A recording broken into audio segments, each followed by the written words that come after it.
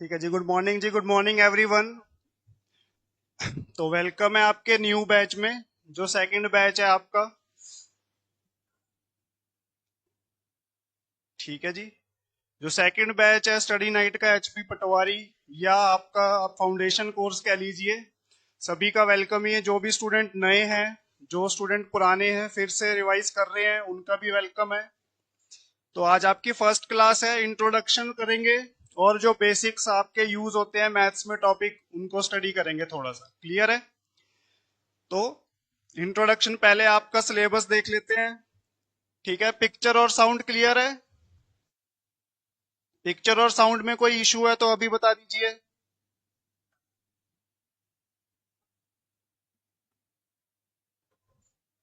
Clear है सभी को? साउंड एंड पिक्चर, टेक्स्ट या फॉन्ट दिख रहा है क्लियरली?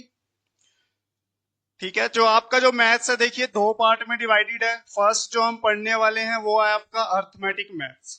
ठीक है जी। आज आपके इंट्रोडक्शन क्लास है, कुछ बेसिक कॉन्सेप्ट, हाँ जी, बेसिक कॉन्सेप्ट देखेंगे जो आपने माइंड में रखने हैं जब हम यूनिट स्टार्ट करेंगे। ठीक है जी। First unit, unit wise divide कर रखा है। फर्स्ट यूनिट आएगी आपकी रेशियो एंड प्रोपोर्शन। ठीक है, उस यूनिट में रेशियो एंड प्रोपोर्शन तो है ही।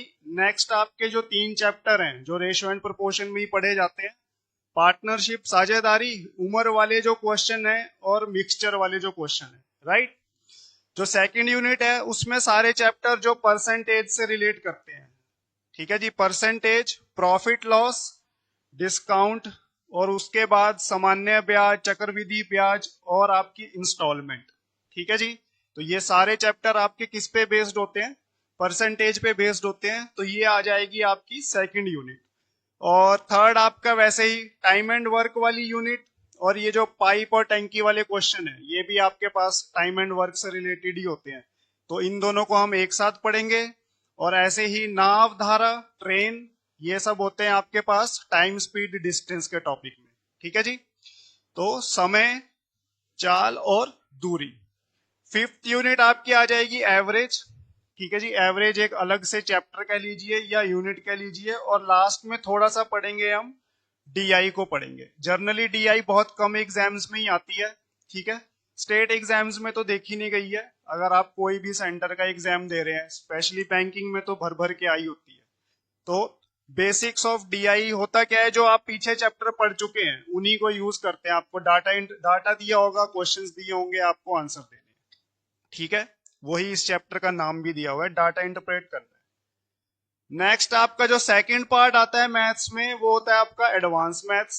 एडवांस मैथ्स में आप कौन कौन से टॉपिक पढ़ने वाले हैं? देखिए, नंबर सिस्टम, एलसीएम एचसीएफ का जो टॉपिक आएगा, सरफेस एरिया, वॉल्यूम। ठीक है जी। क्षेत्रफल और आयतन वाले जितने भी क्वेश्चन आएंगे सारे आपके कहाँ आएंगे? सरफेस एरिया, वॉल्यूम, या फिर उसको कंबाइन यूनिट को क्या बोल देते हैं? मेंसुरेशन। प्रोबेबिलिटी और स्टैट, जो बेसिक चैप्टर हम टेंथ, यानी पूरा आपका जो टेंथ तक का सिलेबस है।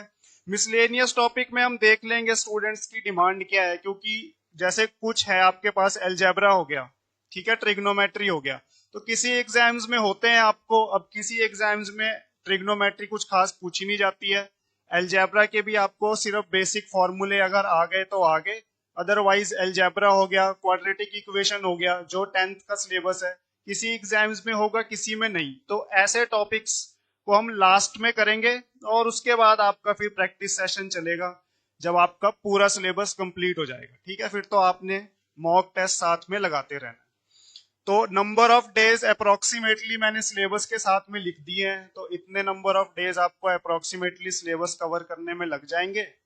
और उसके बाद बीच में इसमें आपको प्रैक्टिस शीट और टेस्ट भी आप लगाइए, वो आपको अपने टाइम के अकॉर्डिंग सॉल्व कर लेनी है। ठीक है, जो स्टूडेंट्स पहले से ज्वाइन कर रखे हैं तो प्रैक्टिस शीट आपको सॉल्व कर लेनी है। और जो टेस्ट भी मिलेगा, अब ट्राई करेंगे कि आपको ऑनलाइन ही टेस्ट मिलेगा। तो चाहे स्टूडेंट जो ऑनलाइन है, उन्होंने तो आई थिंक ऑलरेडी वेबसाइट पे अकाउंट बना ही रखा है। तो जितने भी ऑफलाइन स्टूडेंट्स भी हैं, सब वेबसाइट पे अकाउंट बना लेना। अगर आपको टेस्ट देना है तो आपको लॉग इन करके टेस्ट देना पड़ेगा। ठीक है, लिंक भेज देंगे, लॉग इन किया, 1 घंटे का मान लो टेस्ट है, 1 घंटे का टेस्ट ओपन हो जाएगा और अपने आप टाइम भी बंद हो जाएगा, टेस्ट भी सबमिट हो जाएगा। ठीक है, स्कोर भी उसी के साथ में आ जाता है आपके पास। तो आपने देख लेना कौन से क्वेश्चन आपसे सही बने हैं, कौन से नहीं नहीं बने तो डाउट क्लास आपकी, जैसे अगर मान लीजिए एक दो क्वेश्चन में ही डाउट है, वो तो चलो हम क्लास के एंड में डिस्कस कर लिया। अगर मान लो 5-6 क्वेश्चंस हो गए तो सैटरडे का एक डे रहेगा जहां पे जो भी डाउट्स आप सेंड करेंगे उनको डिस्कस किया जाएगा। ठीक है जी। और सैटरडे को जो भी आपके पास डाउट होंगे वो आपने टेलीग्राम पे भेजने हैं। क्लियर है? या तो आप इंस्टीट्यूट को व्हाट्सएप कर देना, चाहे आप क्वेश्चन नंबर भेजिए, स्क्रीनशॉट भेजिए अगर क्लास का कोई क्वेश्चन है। प्रैक्टिस शीट का कोई क्वेश्चन है तो प्रैक्टिस शीट का नाम लिख देना है, क्वेश्चन नंबर लिख देना है। इन केस आपके पास कोई बुक है, मान लीजिए आप कोई बुक फॉलो कर रहे हैं, तो उसका फोटो खींच के भेज देना है आपने। अगर मेरे टेलीग्राम पे भेजना है तो मेरे नाम से ही आईडी है, उस पे भेज देना आप। क्लियर है?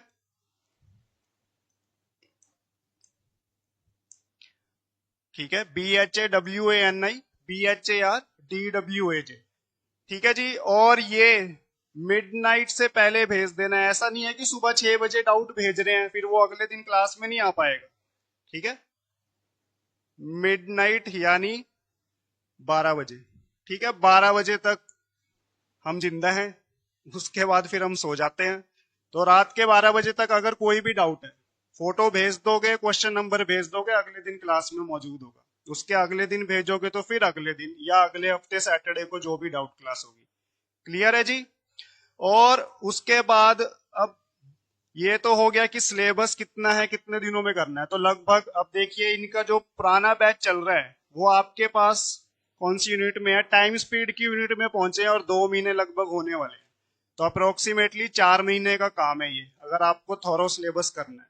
खाली पटवारी का करना है वो तो 2 महीने में ही हो जाएगा। वो तो आप ऐसा लगा लो कि अगर 4 क्लासें लग रही है, पहली 2 लगाओ, बाद की 2 छोड़ दोगे तो तब भी काम बन जाएगा। क्योंकि पटवारी का अगर जो प्रीवियस ईयर के क्वेश्चन है वो तो पहली 2 क्लास में खत्म हो जाते हैं।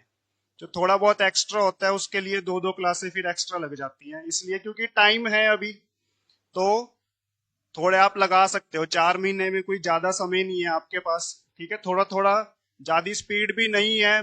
मोस्ट प्रोबेबली कितने 10-12 क्वेश्चन ही होते हैं एक क्लास में दिन में। ठीक है, तो अगर 10-12 क्वेश्चन हो रहे हैं 4 महीने, आपके पास कितने, ज्यादा से ज्यादा 1500 क्वेश्चन हो जाएंगे। तो 1500 क्वेश्चन कोई बहुत ज्यादा नहीं होते अगर 4 मंथ्स आप किसी सब्जेक्ट को पढ़ रहे हैं। क्लियर है? तो वही आपने टारगेट रखना है, 1500 क्वेश्चन क्लास में, 1500 क्वेश्चन प्रैक्टिस। तो अप्रोक्सीमेटली 3000, जो मैंने पहले बैच में भी कहा था, इतने कर क्वेश्चन तो आपके बन ही जाएंगे। बाकी उसके बाद आपकी श्रद्धा है, आपने कोई बुक फॉलो कर रखी है या आपने कोई भी, मान लीजिए आप बुकलेट ले लेते हैं, जैसे बच्चों ने ले रखी होती है, जो भी तैयारी कर रहे हैं कोई ना कोई बुक तो फॉलो करता ही है। ठीक है, कोई सिंगल बुक है या पूरा कोर्स ही खरीद रखा है, तो वो आपकी श्रद्धा है। फिर हमारी तरफ से 3000 का अप्रोक्सीमेटली टारगेट है, तो उतना क्वेश्चन बन जाते हैं आपके 4 मंथ के कोर्स में। ठीक है जी। अब कोर्स के बिगिन में कुछ टॉपिक्स हम आज पढ़ लेते हैं और आपने अपनी तरफ से क्या करना है। पहले जो जो बचपन में मैडम कहती थी भाई टेबल लर्न करने हैं। ठीक है जी, 1 से लेके 20 तक। और उसके बाद जितने भी आपके पास, जैसे 21 का है, 23 का है, 25 का है, 27 और 29। ठीक है, इसमें से आपके पास 25 का तो याद हो ही जाता है। ठीक है, 25, 50, 75, 100। बाकी कोशिश करनी है कि अगर हो जाए तो वेल एंड गुड, क्योंकि कई जगह क्वेश्चन ऐसे आते हैं कि शुरू से किसी नंबर से डिवाइड ही नहीं हो रहा है। तो मैक्सिमम केस में देखा गया है वो टेबल 21 का, 23 का, 27 का या 29 का वहां पे यूज हो रहा होता है। ठीक है, अगर याद भी ना हो तो माइंड में रहना चाहिए कि ये नंबर मैंने कहीं तो देखा था, 21, 23, 27 या 29 के पहाड़े में। ठीक है जी। टेबल के बाद आपके पास, और 1 से 20 तक के तो कंपलसरी है, इनको तो आप रोज 5 मिनट लगाइए, हो ही जाएंगे। 10 तक तो होते ही हैं। मेन खेल तो वही है कि 12-15 के आगे वाले नहीं हो रहे हैं, है ना। नेक्स्ट आ गया आपके पास स्क्वायर। ठीक है जी, स्क्वायर आपके पास एक स्क्वायर से लेके कम से कम ट्राई करना है कि 30 के स्क्वायर तक तो याद हो जाए। ठीक है, 1 से लेके 30, उसके आगे कर सकते हो तो आपकी इच्छा है, लेकिन ट्राई करना है कि 1 से लेके 30 तक के स्क्वायर। और जब बात आएगी क्यूब की, तो क्यूब आपके पास 1 से लेके 15 तक। ठीक है, स्क्वायर 30 तक और क्यूब 15 के क्यूब तक याद रखना है कि डायरेक्टली आपको याद हो जाए किसी तरीके से। ठीक है, रोज रोज रिवाइज करेंगे। शुरू के तो आसान होते हैं स्क्वायर, मान लीजिए 20 तक तो इजी होते हैं। ठीक है, क्यूब भी आपके पास 10 तक तो इजी होंगे, बस ये 11 12 13 14 15 के लर्न करने हैं। ठीक है, नहीं भी लर्न हुए फिर मेथड तो है ही, बट लर्न कर लो तो टाइम बच जाता है आपके पास। ठीक है जी, और नेक्स्ट ऐसे ही स्क्वायर और क्यूब है, तो स्क्वायर रूट और क्यूब रूट तो अपने आप ही हो जाएगा आपके पास। लास्ट आपके पास बचता है कि मल्टीप्लीकेशन और डिवाइड का पता होना चाहिए आपको। किसका?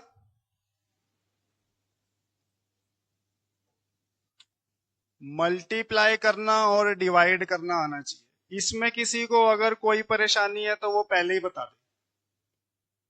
ठीक है, नहीं भी हो पाता है, 8th 8th 9th में स्टूडेंट होते हैं, फिर वो डिवाइड में उलझ रहे होते हैं, कहीं भी फ्रैक्शन आ जाए उलझ जाते हैं बेचारे, डिवाइड नहीं कर पाते हैं।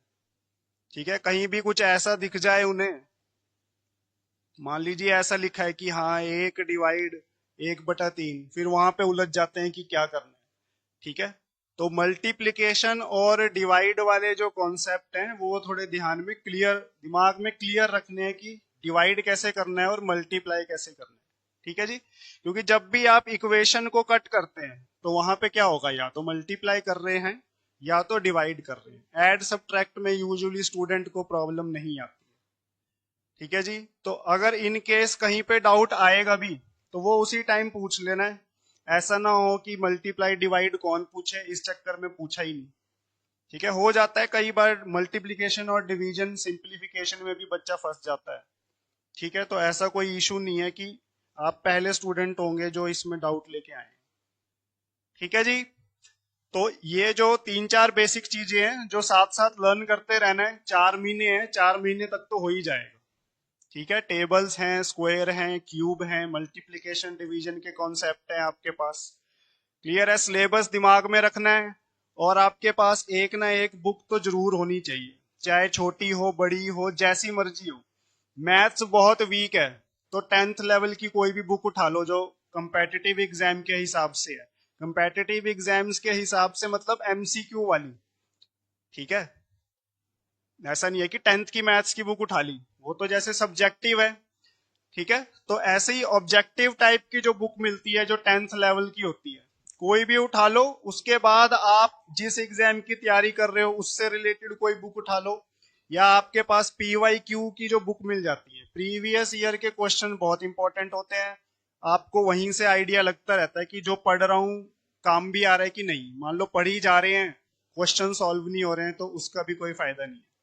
ठीक है, तो डिपेंड करता है आपका लेवल कहाँ है। अगर बिल्कुल ही मैथ्स में वीक हो फिर तो 10th लेवल से स्टार्ट करो, 10th लेवल में जो एमसीक्यू की बुक आती है। क्लियर है, अगर उतना आपका लेवल क्लियर है फिर कोई भी पीवाईक्यू की बुक या कोई भी मैथ्स की बुक, ठीक है, इंस्टीट्यूट से लेनी है इंस्टीट्यूट से ले लो, जो आपको अच्छी लगती है, दोस्त ने रिकमेंड की है, आपने कहीं पे देख लिया कि आपको ये बुक ठीक लग रही है, एज पर योर लाइकिंग, आपको जो पसंद है आप वो बुक फॉलो कर सकते हैं। क्लियर है जी, तो 2 3 बातें डिस्कस कर लेते हैं आज। एक तो मल्टीप्लिकेशन, देखिए जनरली स्टूडेंट जो मल्टीप्लिकेशन करते हैं, मान लीजिए कोई भी 2 नंबर का मल्टीप्लिकेशन है, ठीक है, जैसे 34 है और आ गया यहाँ पे 48, तो जनरली 2 स्टेप में मल्टीप्लाई करते हैं। ठीक है, पहले 8 से करेंगे और फिर 4 से करेंगे। तो कोशिश ये करनी है कि जो भी मल्टीप्लिकेशन का आपके पास क्वेश्चन आएगा या मिल जाए आपको कहीं, एक सिंगल स्टेप में ट्राई करना है आपको मल्टीप्लिकेशन करने का। सिंगल स्टेप में मतलब 8 और 4 32 मल्टीप्लाई कर रहे हैं, 8 चौके 32, 32 3। उसके बाद जैसा इस नाम लिखा हुआ है ऊपर क्रॉस मल्टीप्लाई, 8 8 3 जा 24, 4 4 जा 16, ऐड कर लो कितना आ जाएगा। ठीक है, ऐसी चीजों पे पेन वेस्ट नहीं करना है दिमाग में भाई। 24 6 30 और 10 ऐड किया 40। ठीक है, 3 यहां से कैरी चल रहा था, कितना हो जाएगा 43। अब 4 4 3 जा 12 प्लस 4 16। ठीक है, तो 1632। 2 स्टेप में भी कर सकते हो, लेकिन उसमें 1 से करोगे, फिर 4 से करोगे, फिर ऐड करोगे। तो कोशिश करना है एक सिंगल गो थ्रू में ही आप इस क्वेश्चन को सॉल्व कर सके। कहीं भी मल्टीप्लीकेशन, 2 नंबर की मल्टीप्लीकेशन तो बहुत कॉमन है, कहीं भी आपको टकर जाएगी। क्लियर है? 2 नंबर की मल्टीप्लीकेशन तो बहुत ही कॉमन है, कहीं भी आप देख लोगे। कोई भी 2 नंबर है, मान लीजिए ये है 68 24, मल्टीप्लाई करना है तो कोशिश करनी है, प्रैक्टिस अब सीधा ही करना है कि मैं सिंगल गो में कर लूं। ठीक है? और जितना आप माइंड में कैलकुलेशन प्रैक्टिस करोगे उतना बढ़िया है। जैसे 8 4 जा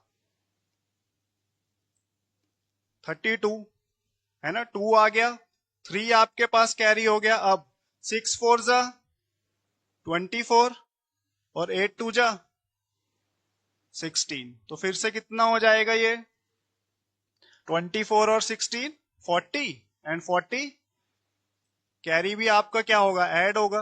तो 3 नेक्स्ट कैरी कितना हो गया? 4, 6 2 जा 12 प्लस 4 60। ठीक है? तो पहले यहां पे क्या मल्टीप्लाई हो रहे हैं आपके पास? वैसे ही है, पहले ये 2 नंबर मल्टीप्लाई हुए, फिर क्रॉस में मल्टीप्लाई होके क्या होते हैं? कैरी के साथ भाई ऐड हो जाते हैं, जैसे मल्टीप्लीकेशन में होता है। ठीक है? और थर्ड स्टेप में आपके पास जो पीछे के 2 नंबर हैं वो मल्टीप्लाई हो जाएंगे। क्लियर है? अगर कोई फर्स्ट टाइम कर रहा है तो उसको हो सकता है, लग सकता है अरे 2 स्टेप में करूंगा, लेकिन सिंगल स्टेप में क्या होगा, जैसे जैसे आप प्रैक्टिस करोगे, फिर ये चीज आपने लिखनी नहीं है। ये चीज आपने क्या करना है, माइंड में ही कैलकुलेट करना है कि 6 4 जा 24, 8 2 जा 16। तो 24 16 40, 3 लिख दिया 4। ठीक है? तो ऐसे प्रैक्टिस करते जाना है। जैसे मान लीजिए नेक्स्ट आ गया 73 17, तो इसको मल्टीप्लाई कीजिए। देखिए 7 3 जा 21, तो कितना कैरी हो गया? 2। ऐसे ही 7 7 जा 49, प्लस में क्या करोगे? 3 1 जा 3। तो 49 और 3 कितना होता है? 52। ठीक है? 49 और 3 52, 52 और 2 54, 5 7 एकम 7 5 12, तो 1241। क्लियर है? तो क्रॉस मल्टीप्लीकेशन का जो मेथड है, आप सबने कोशिश करनी है कि इस मेथड से आप सिंगल स्टेप में कोई भी 2 डिजिट के नंबर हैं उनको मल्टीप्लीकेशन करने की प्रैक्टिस करनी है आपने। ठीक है? कोई भी 2 डिजिट के नंबर उठा लिए और ऐसे प्रैक्टिस करनी है कि आप उसको माइंड में ही कर सको। नहीं शुरू में हो रहा है तो लिख लिया, कोई बात नहीं कि 49 है, 3 1 जा 3 है, ऐड कर लिया, आ गया आपके पास 54। क्लियर है? 5 कैरी कर गया फिर नेक्स्ट के लिए, और 7 1 जा 7, 7 और 5 12। ठीक है? धीरे धीरे प्रैक्टिस करके से ये चीजें आपने एलिमिनेट करते जाना है। प्रैक्टिस इतनी करनी है कि ये चीजें याद ही ना करनी पड़े। 2 नंबर देख लिए, उनको माइंड में ही ऐड कर लिया और आंसर लिखते जाना है। तो ऐसी चीजें ही आपका टाइम सेव करेगी, अगर कहीं पे भी आपको ऐसे 2 डिजिट के नंबर मल्टीप्लीकेशन में दिख गए। क्लियर है? नेक्स्ट आप बता दीजिए, जैसे क्या आ गया? 24 74, क्या आ जाएगा इसका? कोशिश कीजिए क्रॉस मल्टीप्लीकेशन से ही। तो फर्स्ट क्या आ जाएगा? 4 4 जा 16, यानी 1 कैरी हो गया। फिर 4 2 जा 8, एंड 7 4 जा 28, है ना? 4 दूनी 8, 7 चौके 28। तो 28 और 8 कितना होता है ना? 36। और यहां से कितना था? 1 कैरी, तो ये 37, 3 कैरी हो गया। 7 2 जा 14 और 3 17, तो 1776 हो गया। क्लियर है? क्रॉस मल्टीप्लीकेशन मेथड में किसी स्टूडेंट को कोई डाउट? हाँ जी, जितने भी स्टूडेंट्स जो ऑनलाइन देख रहे हैं, क्रॉस मल्टीप्लीकेशन मेथड क्लियर हुआ? इसकी प्रैक्टिस सिंपल है, आप कोई भी 2 नंबर लेते जाइए। जैसे 20 से छोटे नंबर तो आप रहने दीजिएगा। 20 से छोटे नंबर को आपने प्रैक्टिस करनी है कि आप टेबल से ही सॉल्व कर पाओ। मान लीजिए ऐसा नंबर दिया हुआ है आपके पास 32 मल्टीप्लाई में 16, तो सीधा ही टेबल का यूज करना है हमने। 16 टू जा कितना होता है 32। 16 के टेबल की बात कर रहा हूं। जितने आपके टेबल लर्न होंगे तो आप डायरेक्टली पूरे टेबल को यूज करेंगे भाई। 16 टू जा 32, 3 कैरी, 16 थ्री जा 48, 48 प्लस 3 51। क्लियर है? तो 20 तक के तो टेबल ऐसे लर्न कर लेने हैं कि अगर 20 तक के किसी भी नंबर से मल्टीप्लाई कर रहे हैं तो आपने सीधा टेबल का ही यूज करना है। 20 से बड़ा कोई भी नंबर आ गया आपके पास 42, 32, तब आपने क्रॉस मल्टीप्लिकेशन मेथड की प्रैक्टिस करनी है। ठीक है जी।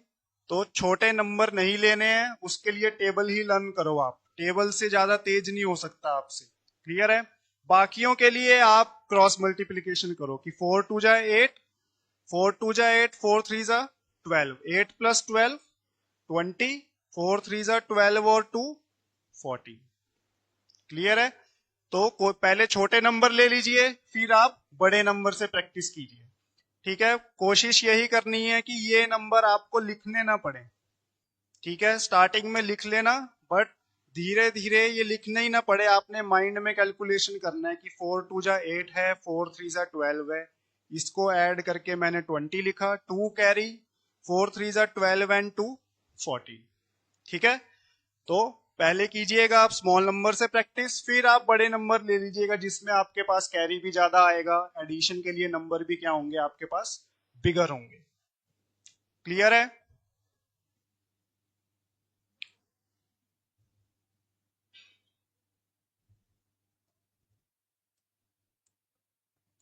नेक्स्ट देखिए आपके पास मल्टीप्लीकेशन भी, तो 5 एंड 11। तो 5 एंड 11 भी बहुत ही कॉमन नंबर है जिसके आप मल्टीप्लाई में यूज करते हैं। ठीक है जी।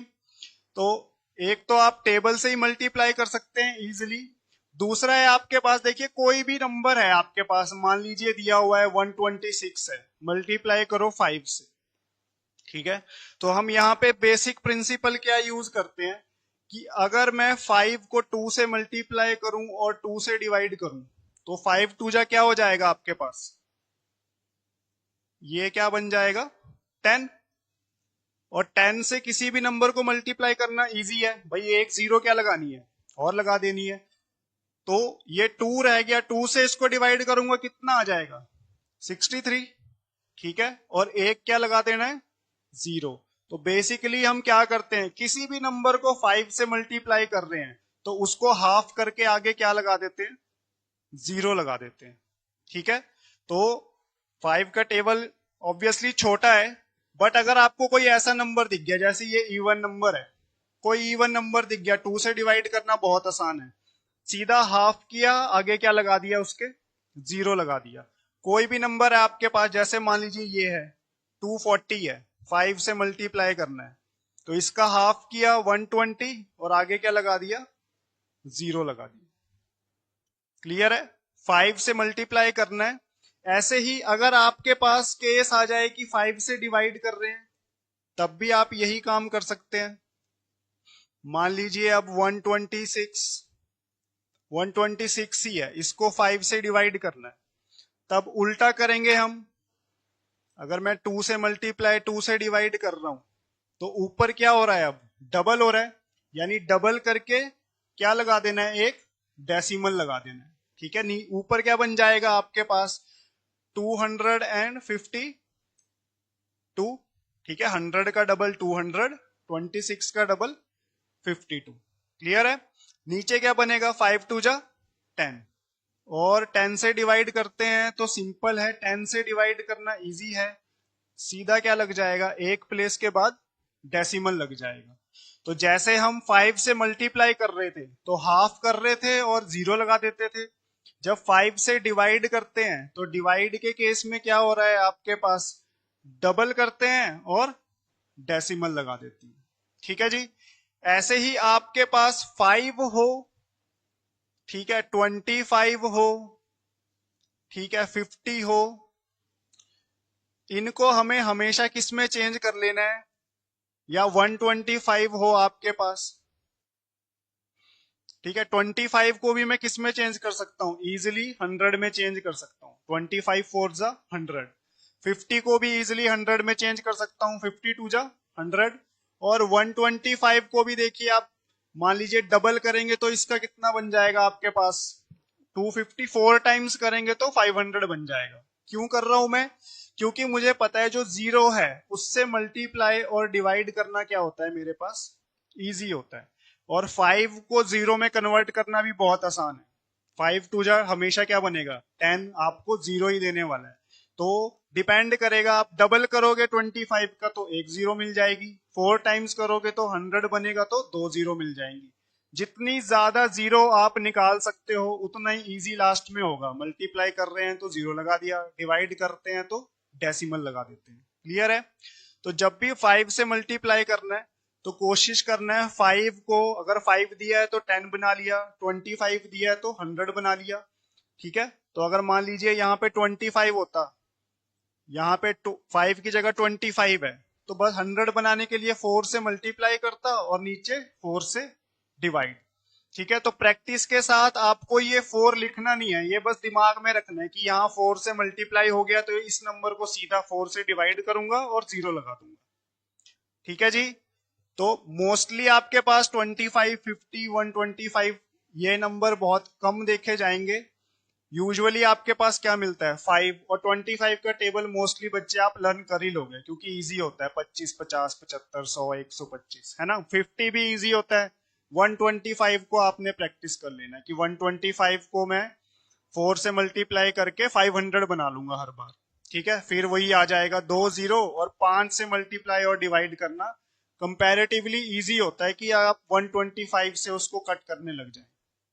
ठीक है। ऐसे ही 11 भी बहुत इजी होता है क्योंकि 11 का एक तो टेबल इजी है, अदरवाइज 11 का आपके पास सीधा सा फंडा होता है। जैसे मान लीजिए 123 को आपको 11 से मल्टीप्लाई करना है तो या तो आप टेबल से कर लीजिए, 11 का टेबल भी इजी होता है आपके पास। दूसरा वे है आपके पास कि फर्स्ट नंबर से स्टार्ट किया, क्या आ जाएगा 3, फिर नेक्स्ट नंबर क्या करते रहना है, ऐड करते रहना है। 3 प्लस 2 5, फिर 2 प्लस 1 3 और एंड में 1।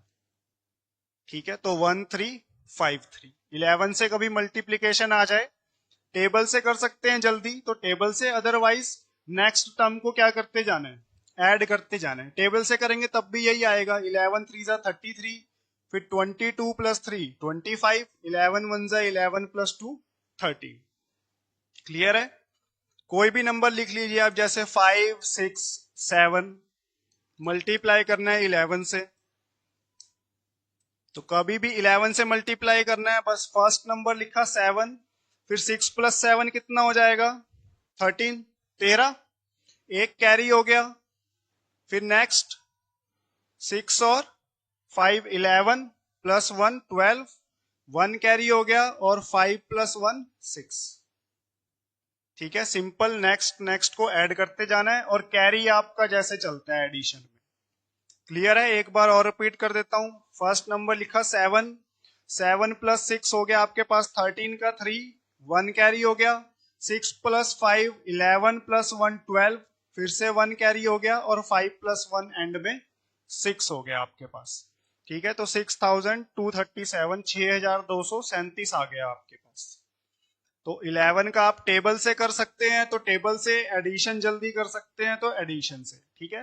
आपकी चॉइस है, आप किस में स्पीड अपनी बढ़िया बना सकते हैं। ठीक है। इसमें एक चीज मैं और लिख लेता हूं यहां पे, जो आपके पास बेसिक चीजें हैं उसमें आपके पास स्कूल में आई थिंक 7th 8th में आते हैं, आपके पास डिविजिबिलिटी रूल आते हैं।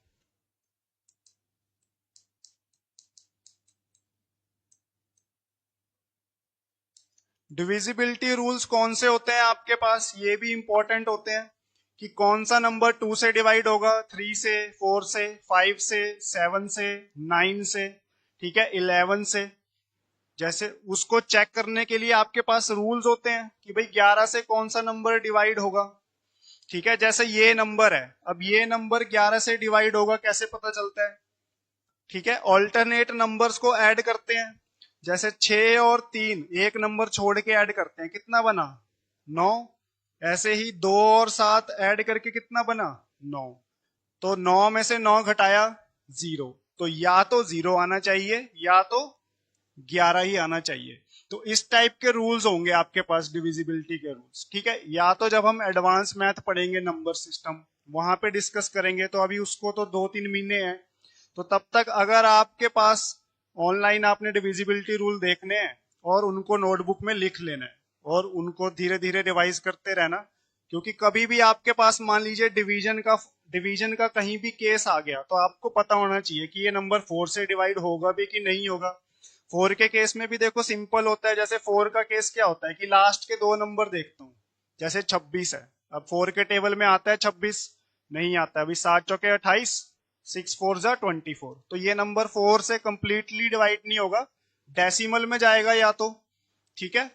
तो ऐसे जो आपके पास रूल्स हैं नोटबुक में लिख लेना है, उनको भी रिवाइज करते रहना है। आपने कोई भी नंबर देखा आपने 2 से देख लेना है, डिविज 2 का तो इजी है, कोई भी इवन नंबर है वो 2 से डिवाइड हो जाएगा। जैसे 3 का क्या है आपके पास, नंबर चेक करते हैं हम ऐड होके 3 से डिवाइड हो रहे हैं कि नहीं। जैसे 125 है, 5 + 2 7, 7 + 1 8, 5 + 2 7, 7 + 1 8, 8 3 से डिवाइड होता है, नहीं होता है, तो ये नंबर भी नहीं होगा।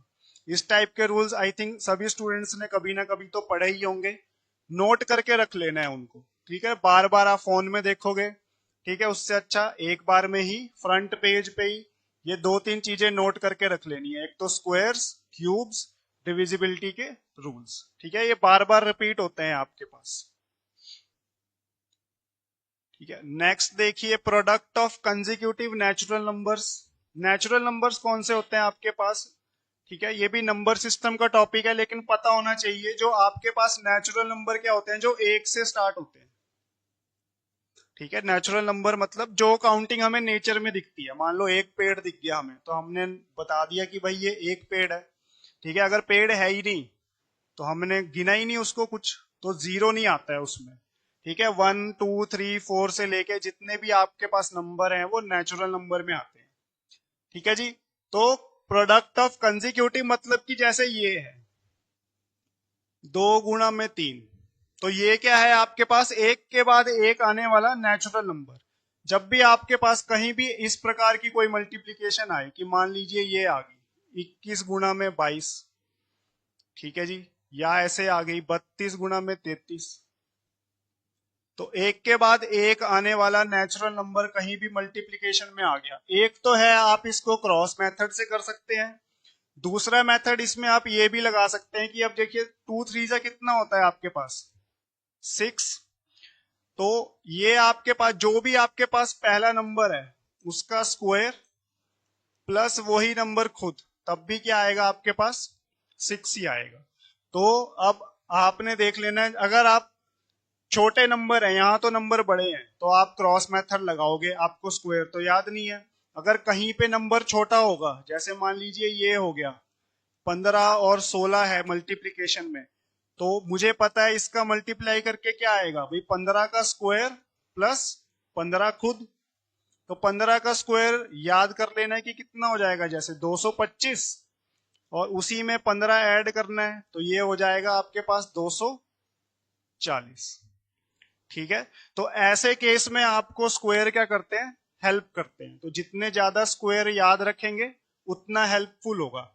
जैसे ये वाला केस है आपके पास 21 और 22 का, तो अगर मुझे 21 का स्क्वायर पता है आई थिंक 441, तो उसी में आपने 21 ऐड कर लेना है, तो ये हो गया 2 6 और 4, तो 21 और 22 को मल्टीप्लाई करके कितना आ जाएगा 462, ठीक है। कभी भी आपके पास ऐसे एक के बाद एक आने वाले नंबर मल्टीप्लिकेशन पे मिल गए, तो पहले नंबर का स्क्वायर और उस स्क्वायर में उसी नंबर को ऐड करके भी हमारे पास सेम ही आंसर आता है, ठीक है। अगर स्क्वायर याद नहीं है तो आप क्रॉस मल्टीप्लिकेशन मेथड लगाइए, अगर आपको स्क्वायर याद है तो आप स्क्वायर में जल्दी से स्क्वायर लिख के उसी नंबर को ऐड कीजिए, आपके पास आंसर आ जाएगा। क्लियर है, तो मल्टीप्लिकेशन करने की आपको नीड नहीं रहेगी वहां पे। इसलिए ट्राई करना है कि 1 से लेके 30 तक के स्क्वायर याद हो जाए। कभी भी आपके पास ऐसे मल्टीप्लिकेशन में आ जाए 28 29 21 22 22 23, तो स्क्वायर की हेल्प से ज्यादा जल्दी आप उसको क्या कर सकते हो, सॉल्व कर सकते हो।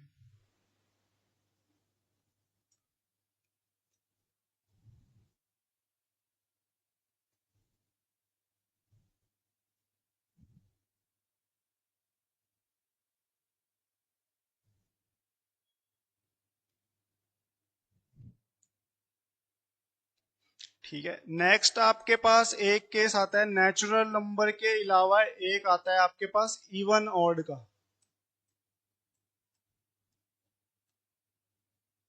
जैसे नेचुरल नंबर का केस है वैसे इवन और ऑड का भी केस है। तो कंसेक्यूटिव इवन, इवन नंबर कौन से होते हैं आपके पास? 2, 4, 6, 8, 10, 12, राइट। ऐसे ही आपके पास ऑड कौन से नंबर हो जाते हैं? जैसे 3, 5, 7। तो कंसेक्यूटिव मतलब जो एक के बाद एक आने वाला। जैसे इवन नंबर कौन सा हो गया? एक के बाद एक आने वाला, जैसे 2 और 4। 2 के बाद अगला इवन नंबर कौन सा आता है? 4 आता है। क्लियर है? तो जब भी आपके पास ऐसे नंबर आएंगे तो 4 2 जा मुझे पता है कितना होता है? 8। और इसको ही निकालने का दूसरा मेथड स्क्वायर की हेल्प से क्या है? 2 और 4 के बीच में क्या आता है? 3। 3 का स्क्वायर -1। तो 3 3 9 -1 भी क्या आ जाएगा? 8। क्लियर है? तो ऐसी जगहों पे आपको स्क्वायर हेल्प करते हैं। कहीं भी ऐसा आ जाए आपके पास, मान लीजिए 14 मल्टीप्लाई 16, तो एक तो है आप इसको टेबल से मल्टीप्लाई कर लो, दूसरा है कि आप क्रॉस मेथड से मल्टीप्लाई कर लो, तीसरा है कि मुझे पता है अगर 14 और 16 को गुना कर रहा हूं तो क्या आएगा? ये इनके बीच के नंबर का स्क्वायर -1। तो 15 का स्क्वायर 225, एक कम कर दूंगा तो 224। क्लियर है? तो जब भी आपके पास 30 से छोटे किसी भी नंबर को मल्टीप्लाई करने में आ जाए, दोनों नंबर कंसेक्यूटिव ऑड हैं या इवन है, इवन के केस में भी, अब जैसे मान लो 3 को 5 से किया, 3 के बाद आगे आने वाला ऑड नंबर कौन सा है आपके पास? 5। तो 3 5 से कितना होता है? 15। और स्क्वायर की हेल्प से आप इसको करेंगे तो इनके मिडल नंबर कौन सा है? 4। 4 स्क्वायर -1 भी क्या आएगा? 15 ही आएगा, है ना। 4 का स्क्वायर 16, -1 15। तो आपके पास तीन मेथड है। एक तो टेबल पढ़ लिया मैंने, 3 5 जा 15। जैसे यहाँ पे 14 और 16 को कर रहा हूं तो 14 का टेबल आता है, तो तब भी मल्टीप्लाई कर सकता हूँ कि 14 6 जा कैरी, 14 1 जा 14, और उसमें ऐड कर लिया 22 आ गया। ठीक है। दूसरा है कि क्रॉस मल्टीप्लीकेशन वाला मेथड आ गया आपके पास, तो टेबल से कर लीजिए, चाहे क्रॉस से कर लीजिए, चाहे थर्ड मेथड ये है आपके पास जिसमें आप किसकी हेल्प लेंगे?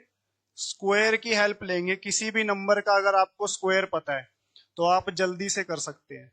जैसे मान लीजिए कोई ऐसा नंबर है, मान लीजिए ये आ गया आपके पास 69 इंटू 71। ठीक है, कुछ ऐसी मल्टीप्लीकेशन है। अब ये दिखने में बड़ी है, बट एग्जामिनर क्या चाहता है कि आप इसका स्क्वायर यूज करो। इनके बीच का नंबर कौन सा है? 70।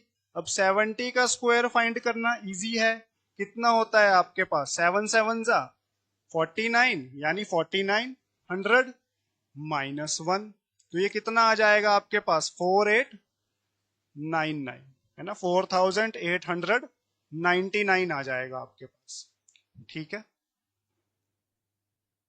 तो कई केसेस में तो जरूरी नहीं है कि हर बार आपको एक ही मेथड यूज करना है। जैसे ये वाला केस है, इसमें मुझे दिख गया कि 70 का स्क्वायर यूज करना है मुझे, और वो फाइंड करना बहुत इजी है, तो मैं यहाँ पे स्क्वायर वाला मेथड यूज कर रहा हूँ।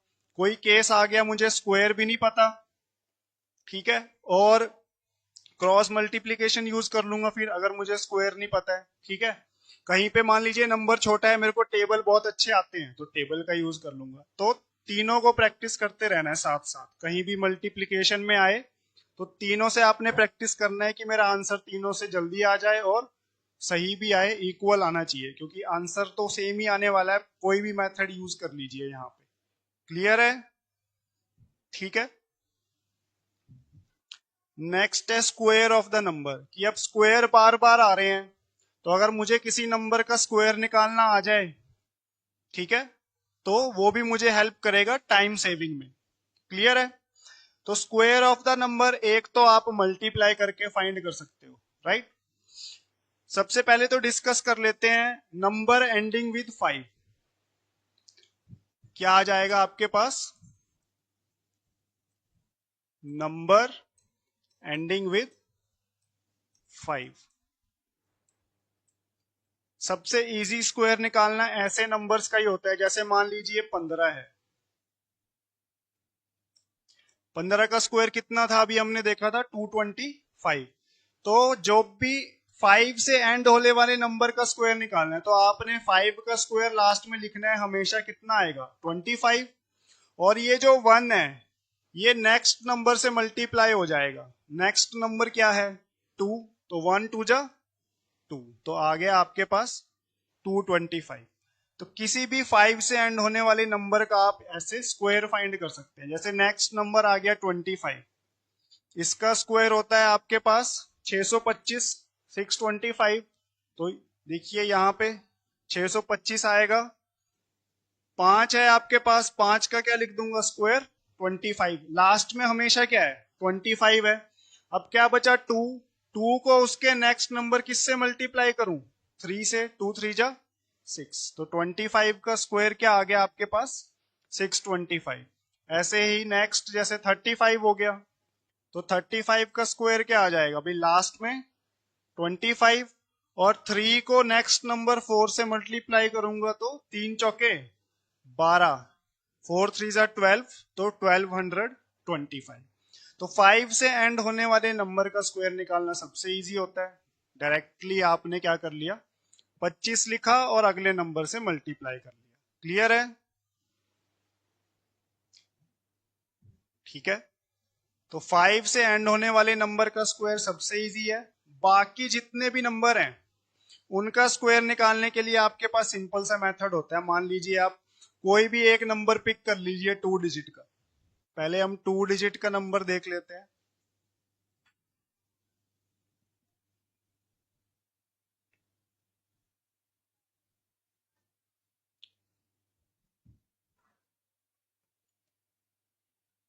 ठीक है, 2 डिजिट का नंबर ले लीजिए, मान लीजिए 54 है। इसका स्क्वायर फाइंड करना है। तो पहले 4 का स्क्वायर लिखिए, कितना आ जाएगा 16। 5 का स्क्वायर 25 है ना। दोनों नंबर का क्या लिख लिया हमने, अलग अलग स्क्वायर लिख दिया। अब आपको क्या करना है, इन नंबर्स को मल्टीप्लाई करना है।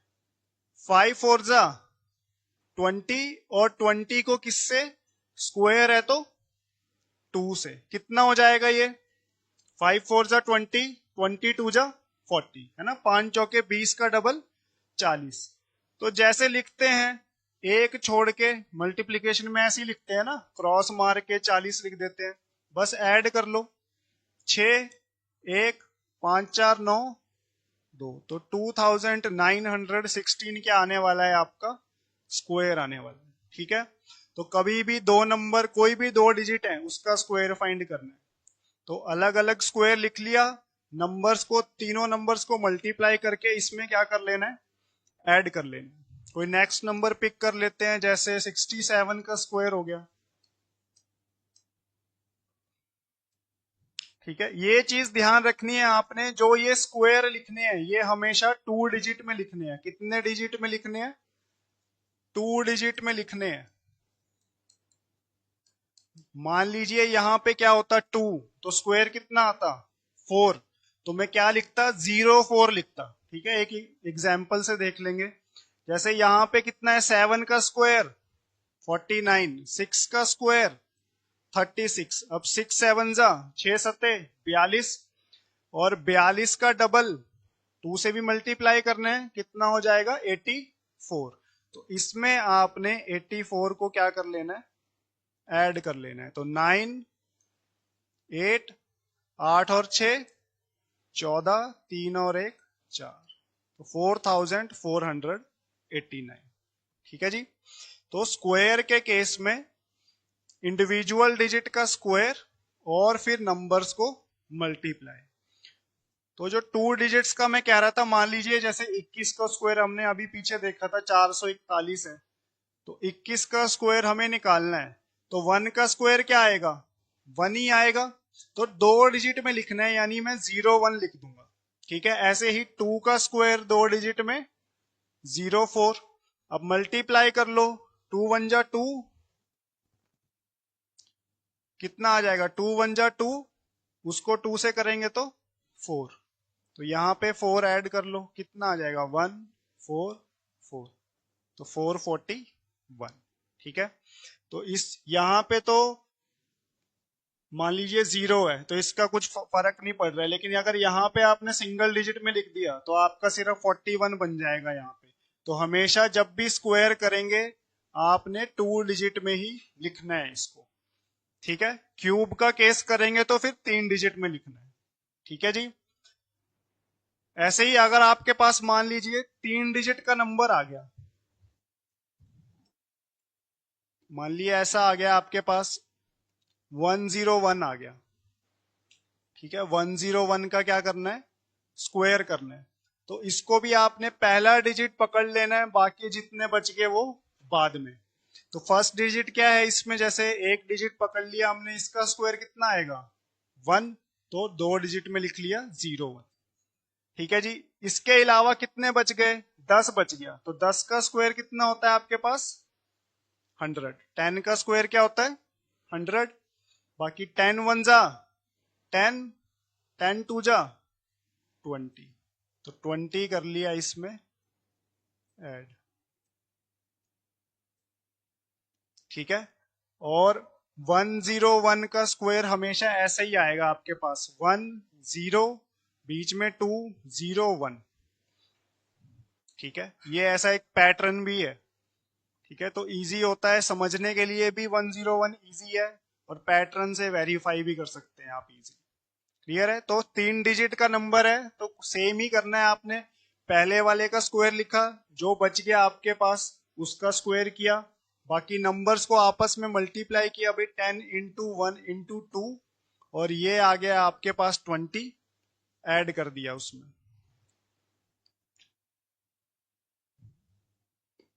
क्लियर है,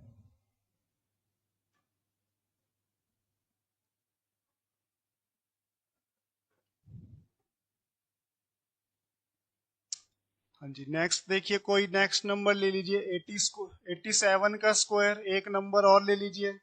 87 हमने कर तो नहीं लिया, 67 था, तो 7 का स्क्वायर 49, और यहाँ पे 8 का स्क्वायर 64 है ना, 8 का स्क्वायर 64। अब क्या करना है, 7 अठे 56, और 56 का भी डबल कितना हो जाएगा आपके पास 112, है ना। 7 8 जा 56, और 56 को 2 से मल्टीप्लाई करेंगे तो कितना आ जाएगा 112 आ जाएगा, है ना। 112 क्या कर लिया इसमें, ऐड कर लिया, तो 9 4 2 6 4 1 5 और 6 1 7, तो 7569 आ। क्लियर है, तो 2 डिजिट हो या 3 डिजिट का नंबर हो, स्क्वायर फाइंड करना है तो आपने यही मेथड यूज करना है। यूनिवर्सल मेथड है, कोई भी 2-3 डिजिट के नंबर पे आप प्रैक्टिस कर सकते हैं। प्रैक्टिस किया, फोन से वेरीफाई किया, ठीक है, एक ही दिन का काम है, उसके बाद तो ये मेथड आपको याद ही हो जाएगा, ठीक है। छोटा सा ही मेथड है। यहां तक किसी को डाउट स्क्वायर निकालना हो किसी भी नंबर का,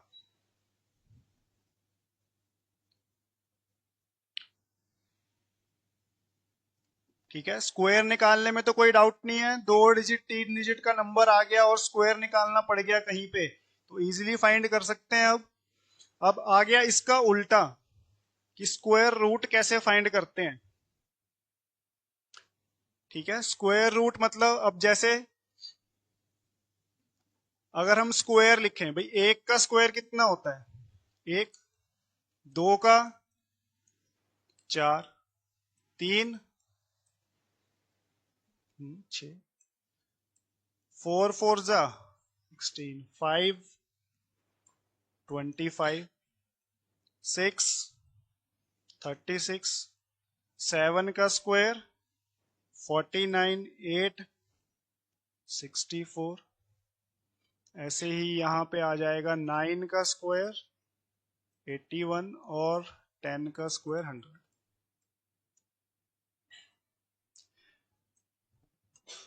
ठीक है जी, तो मान लीजिए स्क्वायर रूट फाइंड करना है, जैसे सबसे सिंपल सा ले लेते हैं हम अंडर रूट। स्क्वायर रूट तो समझते होंगे सारे स्टूडेंट, अंडर रूट, ठीक है जी। 144 144, तो हमें पता है 12 का स्क्वायर होता है 144, ठीक है जी।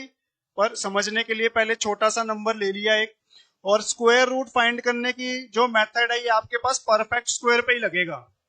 ठीक है, परफेक्ट स्क्वायर कौन सा नंबर होता है? जो किसी ना किसी नंबर का एग्जैक्ट स्क्वायर हो। जैसे 100 10 का है, 81 किसका है? 9 का है। तो ये क्या नंबर होते हैं? परफेक्ट स्क्वायर है, कि किसी नंबर का स्क्वायर है।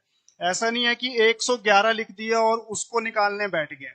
ठीक है, जब परफेक्ट स्क्वायर होगा उसी पे ये अप्लाई कर सकते हैं, और मैक्सिमम केस में आपके पास परफेक्ट स्क्वायर ही दिया होता है क्वेश्चन में। ठीक है जी। तो अब देखिए आपके पास इसमें बात नोटिस करेंगे आप कि अगर किसी नंबर के एंड में 1 है तो या तो वो नंबर किसका स्क्वायर होगा? जिसके एंड में 1 है, या हो 9 हो। मान लीजिए आपके पास 11 का स्क्वायर भी क्या आता है? 121। 1 का स्क्वायर भी क्या आया? 1। तो अगर किसी नंबर के एंड में 1 होगा तो स्क्वायर के एंड में भी क्या होगा? 1 होगा। क्लियर है? ऐसे ही किसी नंबर के एंड पे 9 होगा तो स्क्वायर के एंड पे भी क्या होगा? 1 होगा।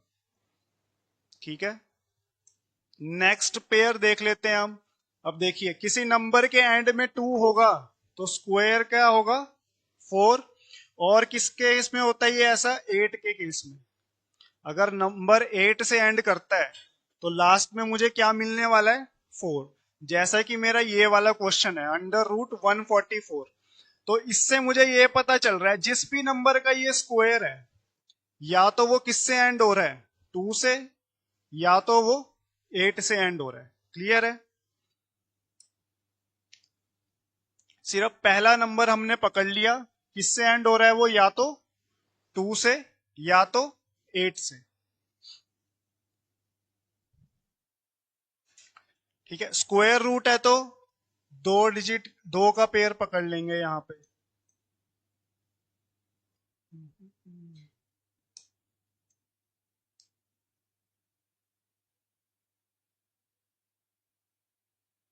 क्लियर है? अब जो बच गया आपके पास, यहां पे तो आपके पास नंबर बहुत छोटा सा बच गया है। जनरली हम क्या करते हैं, हम ये देखते हैं कि ये जो नंबर है किस दो नंबर के स्क्वायर के बीच में लाई करता है। ठीक है, इस एग्जाम्पल में तो 1 किसका स्क्वायर होता है? डायरेक्टली 1 का ही स्क्वायर होता है आपके पास। तो यहां पे भी क्या आ जाएगा? 1। और यहां पे भी क्या आ जाएगा? 1 आ जाएगा। तो मुझे ये पता चल जाता है या तो ये 12 का स्क्वायर होगा या तो ये 18 का स्क्वायर होगा। ठीक है जी। अब चेक कैसे करते हैं? इससे बड़ा स्क्वायर किसका होगा? ऑब्वियसली 2 का स्क्वायर होगा। तो इन दो नंबर को हम मल्टीप्लाई करते हैं। 2 1 जा 2। ये 1 2 से छोटा है तो छोटा नंबर आंसर होगा। अगर ये 1 बड़ा होगा तो बड़ा नंबर आंसर होगा। ठीक है, कोई नेक्स्ट नंबर देखते हैं। जैसे 625 है। 625 हमें पता है कि 25 का होता है, तो इसकी हेल्प से देखते हैं हम। तो जैसे लास्ट का नंबर क्या है इसमें? 5 है। तो 5 मुझे पता है। 5 का तो सीधा सा है कि आपके पास किससे आता है 5? सिर्फ एक ही डिजिट है, 5 का स्क्वायर करके ही 5 आता है आपके पास। ठीक है, और कोई इसमें क्या है? ऑप्शन ही नहीं है। ठीक है, और 6 से छोटा किसका स्क्वायर होता है? 2 का। और बड़ा किसका होता है?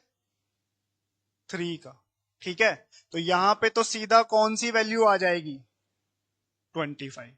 ठीक है, यहां पे हम हमेशा क्या लिखते हैं? जो भी छोटी वैल्यू होती है। जैसे यहाँ पे 2 और 1 में से छोटी वैल्यू कौन थी? 1।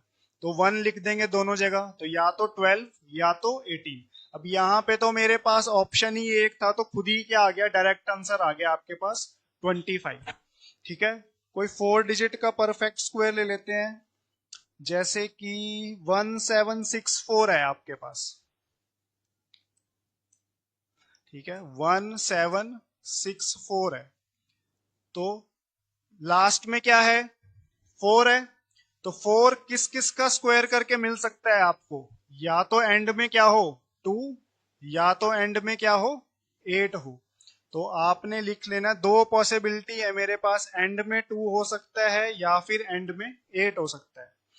अब आपने देखना है कि 17 से छोटा किसका स्क्वायर होता है?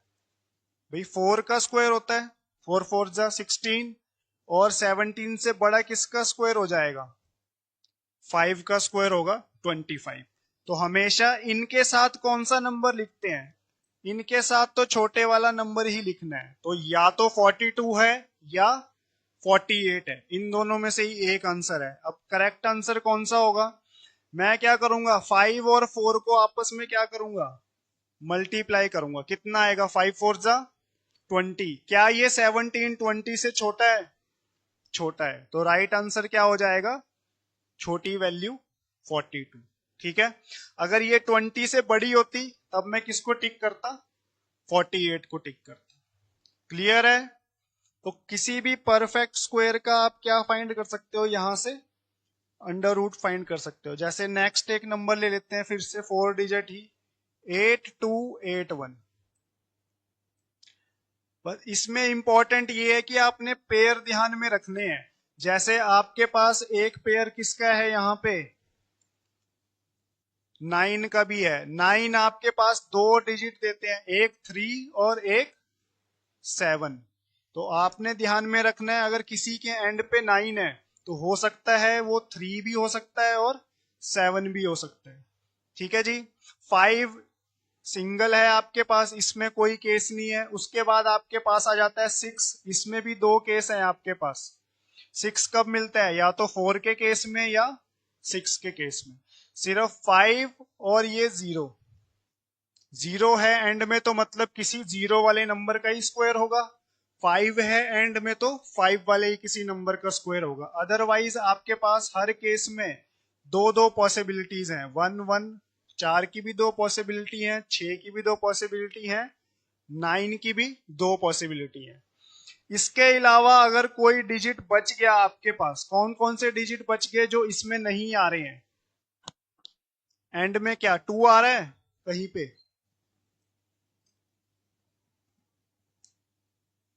नहीं आ रहा है। एंड में देखिए कहीं पे भी 2 आ रहा है? नहीं आ रहा है। और 8 आ रहा है किसी के एंड में? नहीं आ रहा है। देखिए 1 आ गया, 2 नहीं आ रहा है, 3 आ रहा है किसी के एंड में?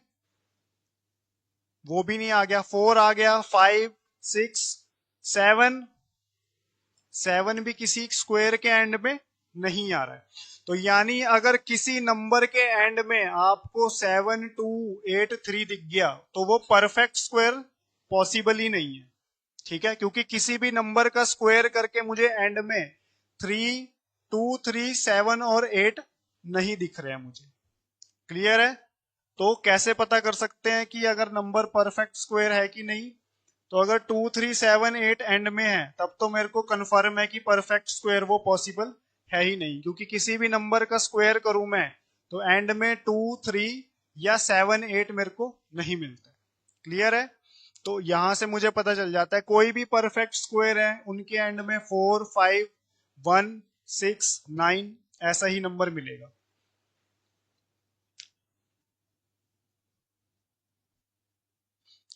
क्लियर है? तो इसका बताइए। देखिए अब लास्ट में क्या है? 1। यानी कौन सी दो पॉसिबिलिटी है? 1 का स्क्वायर दे सकता है मुझे या फिर 9 का स्क्वायर दे सकता है। नेक्स्ट आपके पास 82 से छोटा किसका स्क्वायर होता है? 9 का। और बड़ा 10 का स्क्वायर है ना, 100। तो कौन सी वैल्यू लिखता हूं मैं? 9। तो या तो ये 91 का स्क्वायर है या 99 का है। अब कंफर्मेशन कहां से मिलेगी मुझे? मल्टीप्लाई करके। भाई 10 9 जा 90। अब ये 82 90 से क्या है? छोटा है।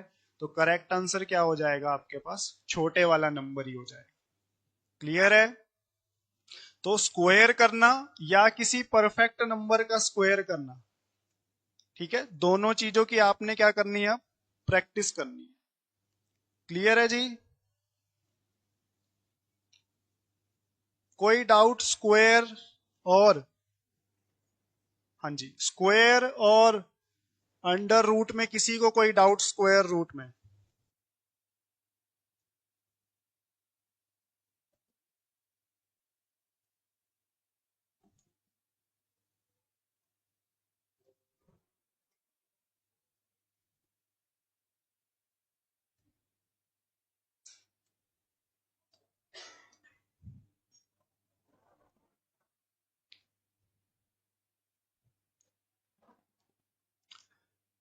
ठीक है, नेक्स्ट देखिए आपके पास स्क्वायर की जगह क्यूब। अगर स्क्वायर क्लियर हो गया तो क्यूब भी क्लियर हो जाएगा, क्योंकि क्यूब भी एकदम ऐसे ही आप फाइंड कर सकते हैं। ठीक है,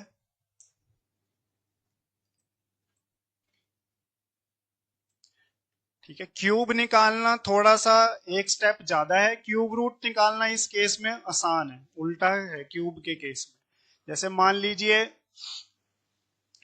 11 का ही आपको क्यूब निकालना, तो क्यूब के केस में क्या होगा आपके पास, अब आप इसका क्या लिखेंगे, क्यूब लिखेंगे। जैसे 1 का क्यूब तो 1 ही है, लेकिन लिखेंगे कितने डिजिट में, 3 डिजिट में।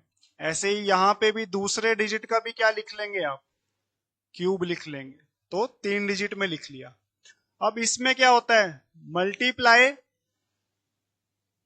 ठीक है, ये डिजिट क्या होंगे आपस में, मल्टीप्लाई होंगे, जैसे स्क्वायर के केस में हो रहे थे कि 1 × 1 × 3।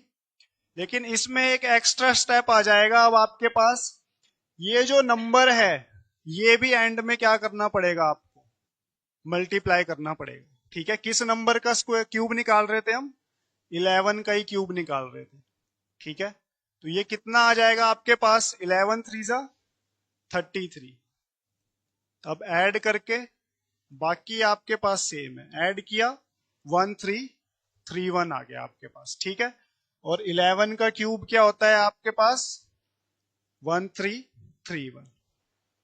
क्लियर है ना। 11 का अगर आपको क्यूब निकालना है तो स्क्वायर की तरह ही है, देखिए यहां तक तो स्क्वायर की तरह है, यहां तक तो स्क्वायर में भी ऐसे ही करते थे, इन तीनों को आपस में क्या करते थे, मल्टीप्लाई करते थे। क्यूब में एक स्टेप एक्स्ट्रा है कि जिसका हम क्यूब निकाल रहे हैं एंड में वो भी मल्टीप्लाई होगा, फिर बाकी वही है, जो भी मल्टीप्लाई होके आया उसको क्या कर देना है, ऐड कर देना है। ठीक है, बाकी आपके पास सेम 2 डिजिट का हो चाहे 3 डिजिट का हो, स्क्वायर की तरह ही है। जैसे नेक्स्ट मान लीजिए 15 का निकालना है आपने क्यूब, तो 5 का क्यूब आपके पास क्या होता है, 5 5 ज़ा 25, 5 ज़ा 125। तो ये ऑलरेडी किस में है, 3 डिजिट में ही है। ठीक है, 5 का क्यूब 125 और 1 का क्यूब आपके पास क्या आएगा, 1 ही आएगा। ठीक है, उसके बाद आपने मल्टीप्लाई करके लिख लिया, किसको हमने, इन दो नंबर को यूज किया है, तो 1 को 5 से, फिर उसको 3 से, और एंड में आपके पास क्या आ जाएगा, 15 खुद आ जाएगा। ठीक है जी, तो 5 तिया 15 और 15 को 15 से, तो 15 का स्क्वायर तो अभी हमने डिस्कस किया कितना होता है, 225। ठीक है, 15 × 15, 15 गुणा में 15, 225। ऐड कर लीजिए 5 7 3 3, तो 15 का क्यूब आप क्या, 3375 आ गया। ठीक है जी, तो बिल्कुल स्क्वायर की तरह है, बस एक स्टेप एक्स्ट्रा है। ऐसे ही आपके पास मान लीजिए, मोस्टली तो क्यूब के केस में 2 ही डिजिट आते हैं, अगर मान लीजिए 3 आ भी गए तो फिर स्टेप उसमें वही लगेंगे। मान लीजिए 101 का क्यूब फाइंड करना है, तो फिर से आपने एक डिजिट लिया और बाकी जो भी उसको अलग रख लिया, तो 1 का क्यूब क्या आएगा, अब एक ही आएगा, तो 3 डिजिट में लिख लिया 001। ऐसे ही 10 का क्यूब क्या आएगा आपके पास, 10 का क्यूब 1000, भाई 10 गुणा में 10 100, गुणा में 10 1000, तो आपने कितना लिख लिया, 1000 लिख लिया। उसके बाद मल्टीप्लाई करके ऐड करने हैं, अभी 10, दूसरा आ गया 1, किसको, 3 से, और लास्ट में 101 से, तो ये तो आ जाएगा आपके पास 30। अब 30 को 101 से मल्टीप्लाई करोगे तो इजी है, आपके पास 31 ज़ा कितना आ जाएगा, 30, और फिर से 31 ज़ा 30, तो 1030301। और ये मैंने कहा भी था, ये पैटर्न होता है ऐसा 101 का। ठीक है, एक सिमिलर सा पैटर्न दिखेगा जब भी आप 101 को स्क्वायर करेंगे, क्यूब करेंगे। ठीक है, तो ये 30 को किससे मल्टीप्लाई कर लिया मैंने, 101 से, तो 31 ज़ा 30, और 30 वन जा 30। क्लियर है? जो भी मल्टीप्लाई करके आया ऐड कर लिया। एडिशन में हमेशा ध्यान रखना है कि यहाँ पे एक प्लेस छोड़ के ऐड करते हैं, जैसे मल्टीप्लाई में करते हैं हम, यहाँ पे एक्स बना देते थे और फिर उसके बाद लिखते थे नंबर ऐड करने के लिए। क्लियर है? तो इस चीज का आपने थोड़ा सा ध्यान रखना है कि एक प्लेस छोड़ के लिखना है, हमेशा शुरू से नहीं लिख देना है। क्लियर है जी? किसी भी नंबर का क्यूब भी फाइंड कर सकते हैं। अब क्यूब रूट फाइंड करना क्या होता है, इसमें रिलेटिवली इजी होता है, राइट? क्यूब रूट फाइंड करना क्या होता है, इसमें रिलेटिवली इजी होता है आपके पास, क्योंकि जैसे आपके पास क्यूब है आपके पास, अब एक का क्यूब क्या होता है आपके पास, एक, जल्दी से बताते जाएंगे, दो का क्यूब 8 होगा, है ना? नेक्स्ट 3 का क्यूब 27, नेक्स्ट 4 का 64, 5, बताओ बताओ, 125, ऐसे ही 6 का 216, नेक्स्ट 7, 3, 4, 3, नेक्स्ट 8 का क्यूब 512 आता है आई थिंक। नेक्स्ट बताइए 9 कितना आता है, 729, और लास्ट में आ गया आपके पास 10 का क्यूब यानी 1000। ठीक है, अब यहां पे भी आप क्या देखोगे कि 1 तो मुझे क्या ही देता है, 1 ही देता है मुझे हमेशा, है ना? उसके बाद 9 चेंज नहीं होता है, क्या देता है मुझे, 9 ही दे देता है रिटर्न में। ऐसे ही 4 भी चेंज नहीं होता है, 5 भी चेंज नहीं होता है, 0 भी चेंज ही नहीं होता है। ठीक है जी। अब चेंज कौन हो रहे हैं मेरे पास, देखो 2 किस में चेंज हो जाता है, 8 में। अगर एंड में 2 है तो क्यूब करके क्या देता है मुझे, 8, और ये पेयर में चेंज होते हैं। अगर 2 8 दे रहा है तो 8 एंड में क्या देता है, 2 दे देता है मुझे। क्लियर है? ऐसे ही आपके पास 7 और 3 होता है एंड में, तो क्यूब करके क्या मिलता है, एंड में 7, और ऐसे ही अगर 7 हो तो एंड में क्या मिलता है, 3। ठीक है, 6 भी आपके पास चेंज नहीं होता है, तो बाकी सारे क्या हैं आपके पास, सेम है। ठीक है, यहां पे सिर्फ 2 ही है आपके पास। 2 है, अगर एंड में 2 है तो क्यूब करेंगे तो एंड में 8 आ जाएगा, 8 है तो 2 आ जाएगा। ऐसे ही 3 है तो 7 आ जाएगा, 7 है तो 3 आ जाएगा। बाकी देखिए 1, 4, 5, 6, उसके बाद कहांगे आपके पास 9 और 0, ये आपके पास एज इट इज ही रहते हैं। तो यहां पे आपके पास क्या है, पेयर क्या बनते हैं, कमी है आपके पास। क्लियर है? कोई एग्जाम्पल ले लेते हैं एक परफेक्ट क्यूब का। ठीक है, जैसे ये नंबर लिखिए आप 74088,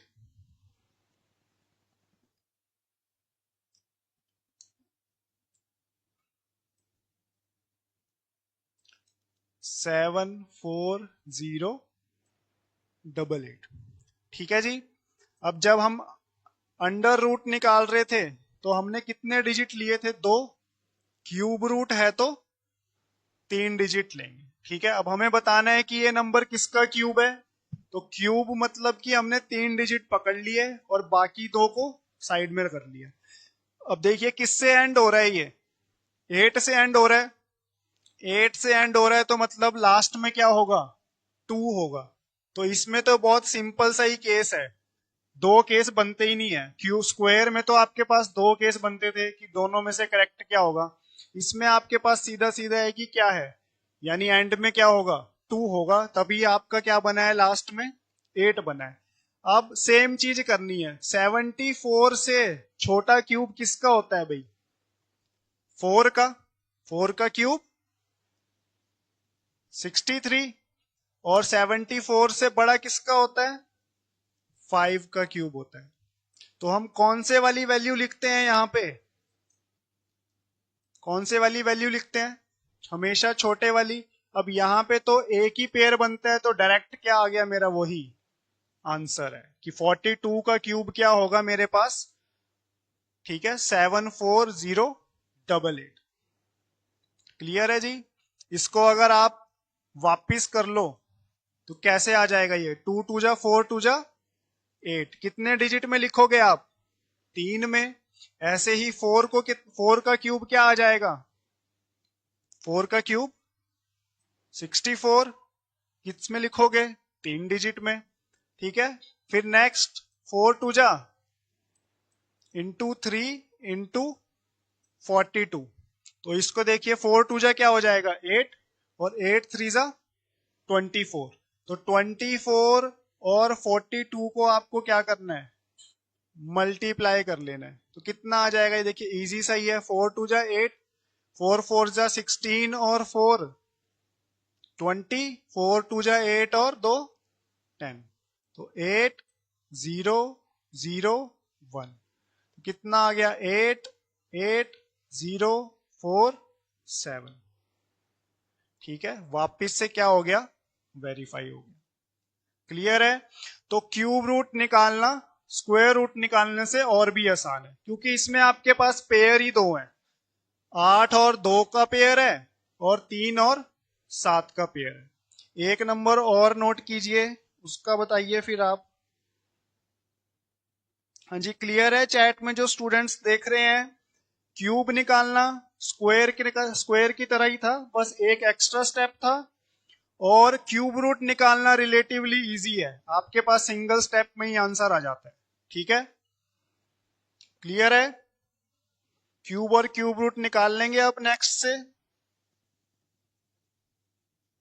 ठीक है, नेक्स्ट देखिए आप 157464।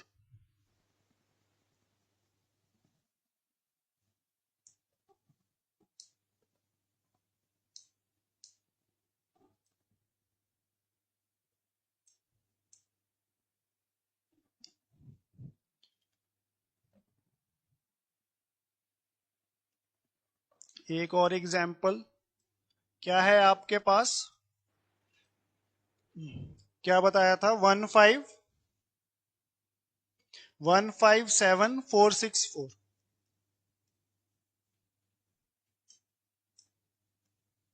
तो इसमें क्या पिक करेंगे? अब लास्ट के 3 डिजिट पिक कर लेंगे और बाकी लीव कर देंगे।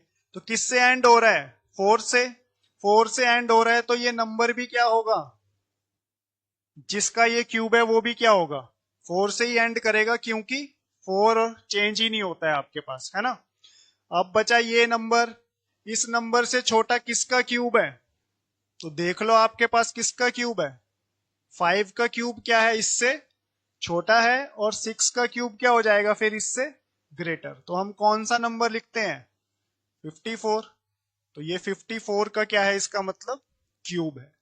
या 157464 का क्यूब रूट क्या हो जाएगा? 54 हो जाएगा। ठीक है जी? तो कोई भी आपके पास पहले आप कोई भी 2 डिजिट का नंबर लीजिए, जैसे 54 लिया, उसका आप मेथड लगा के क्या निकाल लीजिए? क्यूब निकाल लीजिए। फिर उस पर उल्टा प्रैक्टिस कीजिए, क्या इस पे मैं ऐसे प्रैक्टिस करके वापस मेरा 54 बन रहा है कि नहीं। तो दोनों प्रैक्टिस होती रहेंगी आपकी, क्यूब भी निकालना सीख जाएंगे और वापस क्यूब रूट निकालना भी सीख जाएंगे। क्लियर है? तो table, cube, cube root, square, square root, और जो बेसिक मल्टीप्लीकेशन है आपके पास 5 की 10 से और 11 से कहीं मल्टीप्लीकेशन दिख गई।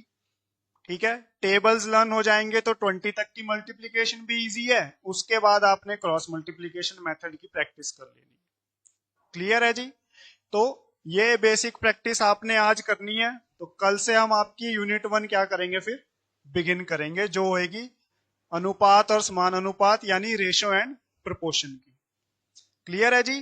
तो ये बेसिक चीजें लर्न करते रहना साथ में, स्क्वायर, क्यूब, और ये मेथड तो मैंने बता दिया अगर इन केस नंबर बड़े आ गए आपके पास। क्लियर है? तो आज की क्लास को यही एंड करते हैं। कल से आपका फिर यूनिट 1 की तरफ हम चलेंगे।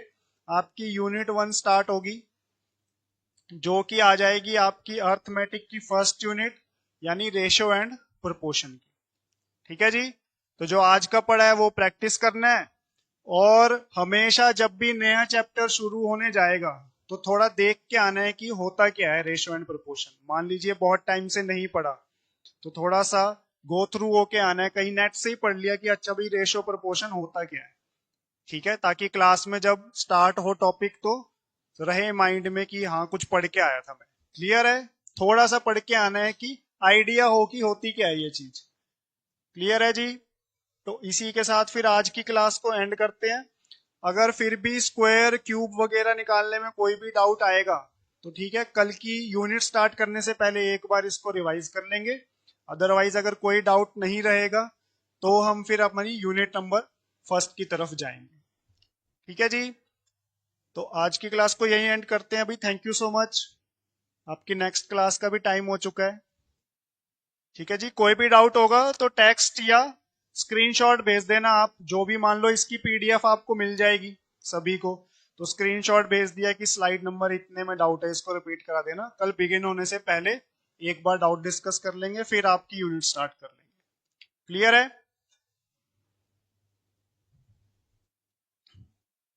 ठीक है, तो हाँ जी, थैंक यू सो मच भाई। आज की क्लास को यहीं एंड करते हैं, मिलते हैं नेक्स्ट यूनिट के साथ कल के सेशन में।